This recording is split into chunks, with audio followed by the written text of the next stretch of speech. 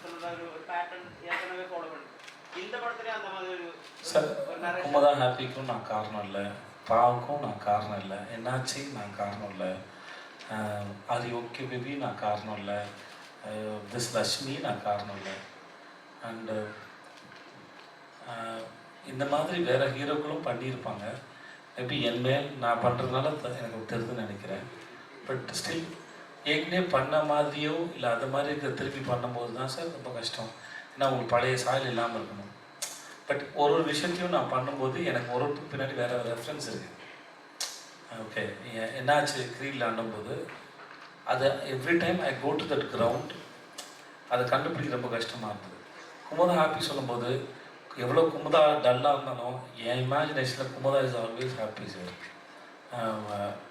நானும் தான் பாண்டியை பொறுத்த வரைக்கும் இந்த உலகம் எவ்வளவு என்னவாக இருந்தாலும் சரி, whether my babies are okay baby மட்டும்தான் அவனோட ஒரே விஷயம். ஸோ அதனால் அவனுக்கு எதுவுமே தேவையில்லை. இங்கே பொறுத்த வரைக்கும் இவனுக்கு வந்து ஒரு ஒரு டீப்பான ஊன் இருக்குது, நிறைய பிரச்சனை இருக்குது. அதெல்லாம் மறைச்சிட்டு தான் எதுக்கு வந்திருக்கேன்னு தெரியாமல் இருக்கிறதுக்காகவும் அது குக் பண்ணுறான் ஒரு ஸ்டோரியை. ஆனால் அந்த ஸ்டோரிக்கு பின்னாடி ஒரு பெரிய எமோஷ்னல் திங்ஸ் இருக்குது. அதை அவன் கண்ட்ரோல் பண்ணணும். ஒவ்வொரு முறையும் அதை சொல்லும் போதும் அவன் செத்துக்கிட்டே இருக்கலாம். அது அவனுக்கு ஈஸி இல்லை. பார்க்கறதுக்கு தான் அது நீங்கள் கடைசியாக சொல்லும்போது என்னவோ அது ஒரு முறையும் அவனுக்குள்ளே இருக்குது. அது ஒவ்வொரு முறையும் அதை ஓவர் கம் பண்ணி தான் அதை சொல்கிறான். அது அவனால் ஈஸியாக சொல்கிற விஷயம் இல்லை. ஸோ இப்படி ஒவ்வொருத்துக்கும் பின்னாடி இது இருக்குது. இதை கால்குலேட் பண்ணி சொல்ல முடியாது.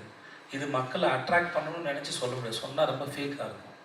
ஸோ ஒரு விஷயத்துக்கு இல்லை என்னை பொறுத்த வரைக்கும் for me have I practice, நான் ஒரு விஷயத்தை டெலிவரி பண்ணால் அதோட லைஃப் எனக்கு ரொம்ப முக்கியம்.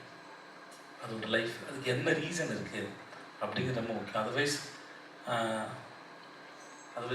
There is no life. அது இருக்கிறதுக்கான அது சொல்கிறதுக்கான காரணம் இல்லாமல் என்னை டெலிவரி பண்ணுறது ரொம்ப கஷ்டம். That's okay sir.